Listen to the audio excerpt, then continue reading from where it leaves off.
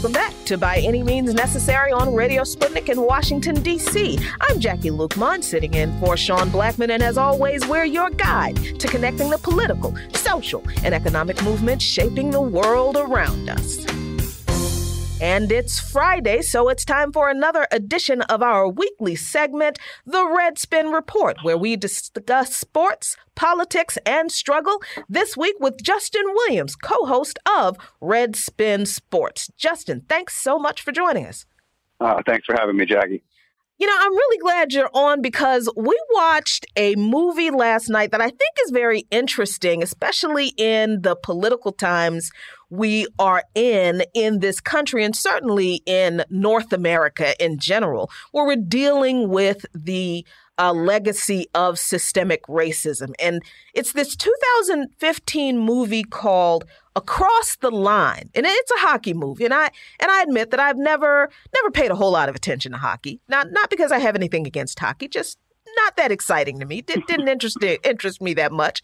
But the racial issues at the center of this story, of this movie, are based in fact. The movie takes place in Canada. The story takes place in Canada. And I think the struggle of racism in sports as a reflection of the struggle of racism in society is a good angle that this movie tried to take on, especially since it is focused on this issue in Canada. We always think of Canada as our nicer neighbors to the north, but not really.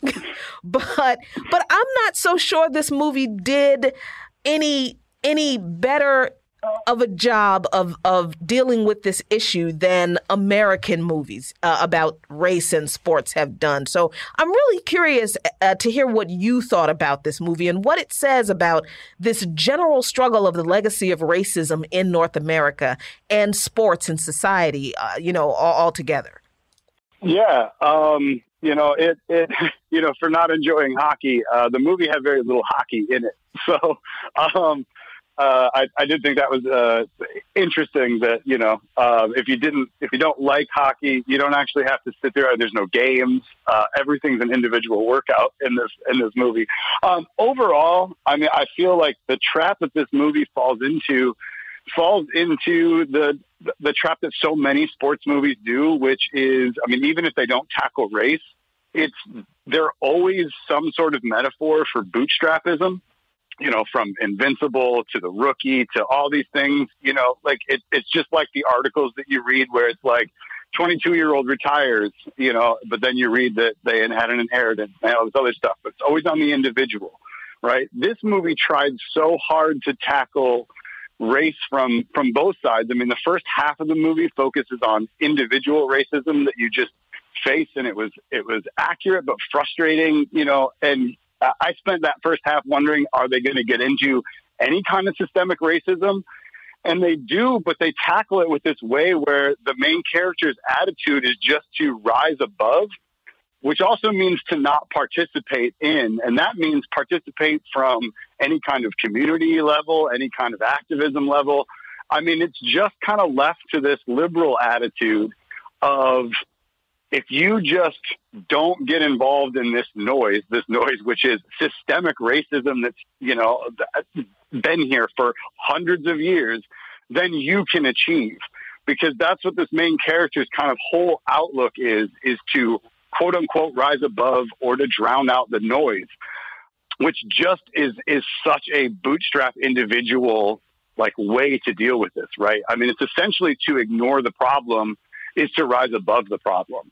And it really kind of lacked to pull that all together with, like I said, that individual racism that it starts with focusing on, and then getting into police racism, getting into the racism that the newspapers clearly have, getting into all these different biases that come together to create this systemic problem.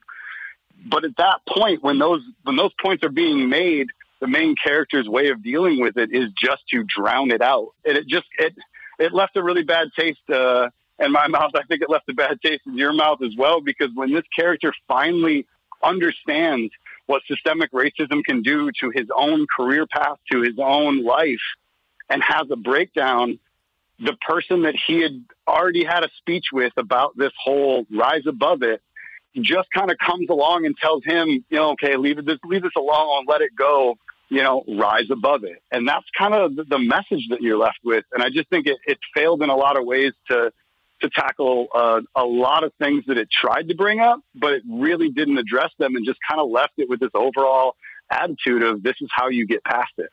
Yeah, the movie definitely left a bad taste in my mouth, especially since, there were a couple of good points that I think were brought up at some points in the movie. The fact that, the so-called bad son, pointed out that his involvement in the illegal trade, he did it because he didn't have any other opportunities. He didn't have the talent that his brother had. And of course, living in a racist society, he's not given a fair shot.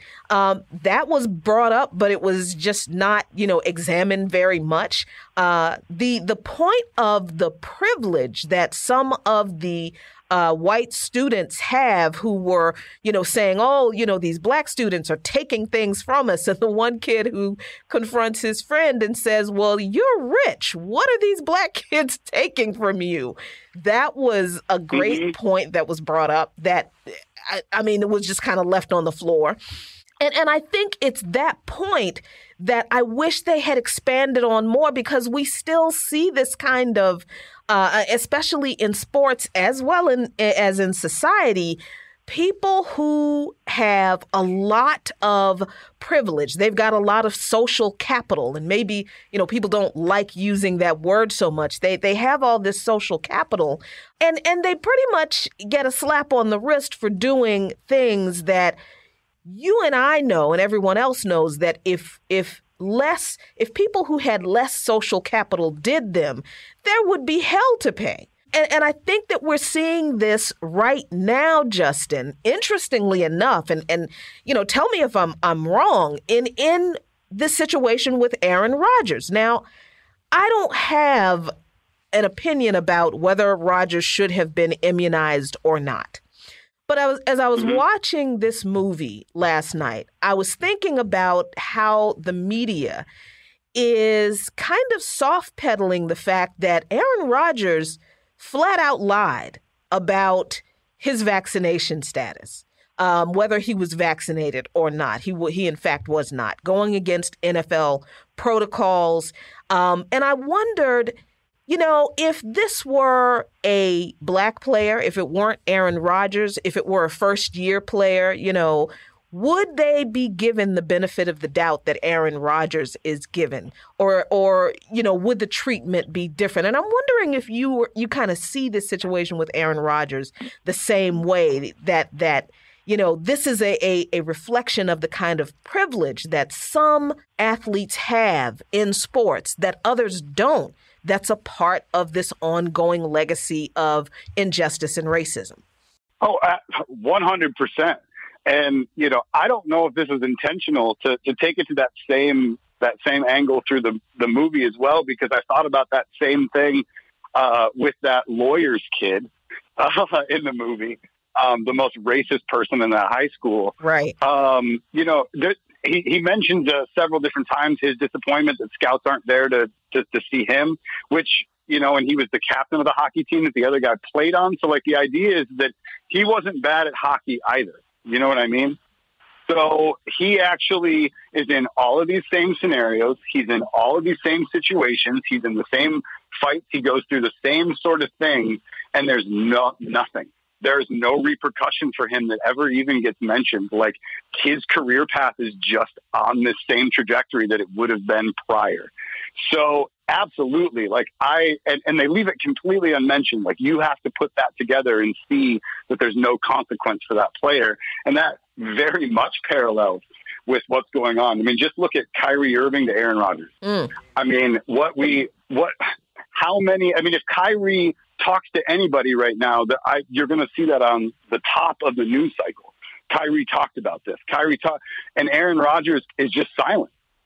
And it's just allowed. And it's just kind of and I think when the story broke, it was almost slipped in as he tests positive, and then you find out in the immunization status, and then you have to go back and go, but wait a minute. Like, the gotcha moment was in somebody else having to point that out because he wasn't even going to address that, So this double standard is absolutely prevalent, and 100% saw that through that movie with, like I said, that same character that, you've seen he's the most racist person here, and he has no repercussion. Yeah, and to be clear, Aaron Rodgers, as you said, tested positive for COVID, and he will now sit out at least one game against the Kansas City Chiefs. I think coming up, and may sit out more because, he does have COVID-19. But I mean, that's just the fact that, and I think we've brought this up before in talking about, the pandemic and the response to the pandemic in sports. There is this mythology in sports about this camaraderie of the locker room and, teamwork, and everybody's a family because they're on this team. And then you have situations like this where it doesn't seem like a lot of people are actually thinking about their fellow teammates in protecting them from the spread of this virus. And I think, again, this is another a reflection of U.S. society and how individualistic we are. And oddly enough, that goes right back to that terrible movie, Justin. 100%. The double standard will continue to show itself, and people will just continue to have that willful ignorance against it, and they won't be able to, they won't be able to focus on these things. It is unbelievable. Another thing I just wanted to say about the movie, where I think that they really dropped the ball, is that North Preston, Nova Scotia, it's real history. They use that real sign at the beginning. It is the largest Black community in all of Canada. Wow. They had 3 waves of immigration to this area. And the first one actually comes during the American Revolution, and all of the, I guess our government would call the traders, people who just didn't want to live under slavery, that were actually loyal to the British because the British were not for enslaving them. There was a name for them, and that was hirelings. And that name is also brought up in that infamous 4th verse of the Star Spangled Banner, where Francis Scott Key threatens the hirelings and slaves with death for not fighting for American independence. So I just want to throw that out there that, not even like a mention or a tie into like where this community was built through. Wow. Which I just thought was a missed opportunity.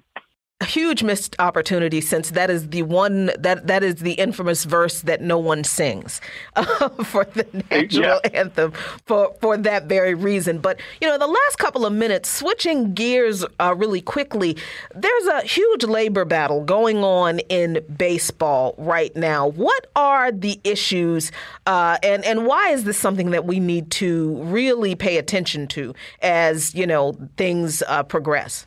I actually think that it's a huge thing to pay attention to, mainly because I think that a strike is all but unavoidable. I think that this is going to replay from the 90s and the labor struggles. This is going to really come down to like what we've seen happen in baseball over the last 3 years. The owners, we've had collusion in the NFL. We've had other leagues, take stances on what they're going to do and what they're going to allow owners to have power over and how they're going to kind of throw that power around. Well, in baseball, you have the owners just flat out not signing free agents the last 3 years. You're seeing like a few big names go maybe in the first 2 weeks, but then after that, there's a lot of guys available as spring training comes. So they're just flat out not signing players. And that's the owner's way of protest of, what they think are outrageous salaries, when we all know the comparative balance there between ownership and players. And I think it's going to come to a head this year. I think that the Players Association isn't going to back down. They're not going to back down on several stances. And I actually think this is the year that we're going to see minor league player issues come way more to the front of this negotiation, because you've already had last year veteran players standing up. You've had more and more outspoken players this year throughout the season on minor league issues, and all the way in through the playoffs with wearing the fair play bans.